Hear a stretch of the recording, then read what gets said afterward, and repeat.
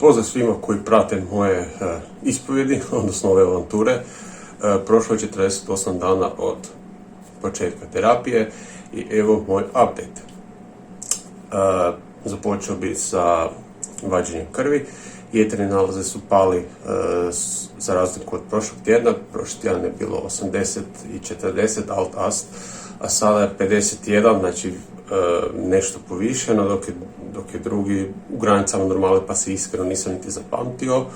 Znači nalazi se ok, padaju, nadam se da će sljedeći tjedan, u biti ne, tek za mjesec dana sljedeće godine praktički vadim krv jer dosta je palo, pa nema potrebe više tjedan dana.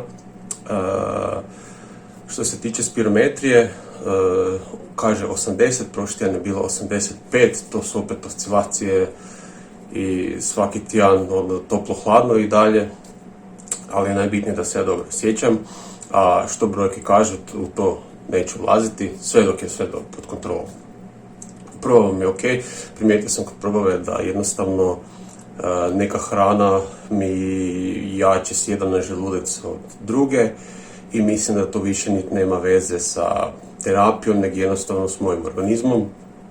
Općenito morao bi masno jesti, ali s obzirom da nemam žuč, to se onda kosi s tim, jer sa time da nemam žuč ne smijem masno. I onda još dok stavite tu modulatore, ti jednostavno dođete do te neke dobitne kombinacije koja je sad trenutno, ali glavno da se to stabiliziralo, da više ne ide se po 15 puta dnevno na WC i da je to pod kontrolom. I sinusa mi se i dalje nešto cijedi u grlo, ali nije toliko često ko unazad tjedan i dva, tako da je to ok.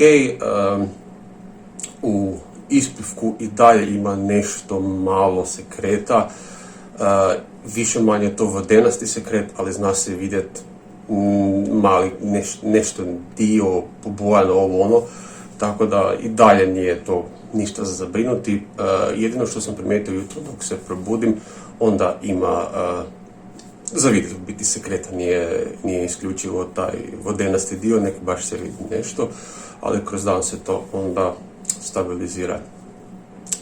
Po tom pitanju prije je bila situacija tada se u grlu svašta nakupi, pa onda dok jutro se probudim i ispljuvam, to su svakakve boje, crna, siva, smeđa, baš ono grde boje. Sad sam primijetio da je isto tako, samo dok ispljunem je prozirno, tako da nisu boje ovo ono, ali i dalje se nakuplja na grlu. Ali eto, šta je, tu je, situacija je dobra i mislim da nemam razloga da se brinem, a kamoli nešto bunim. Nastavljamo i dalje i praktički čujemo se sljedeći tjedan, s obzirom da je sad nešto za par dana praktički Božić.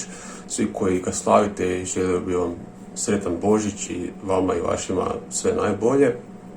A s obzirom da ovaj video kasni, Božić će valjda proći. Ništa, čujemo se poslije Božića i to je to od mene. Uživajte i pozdrav.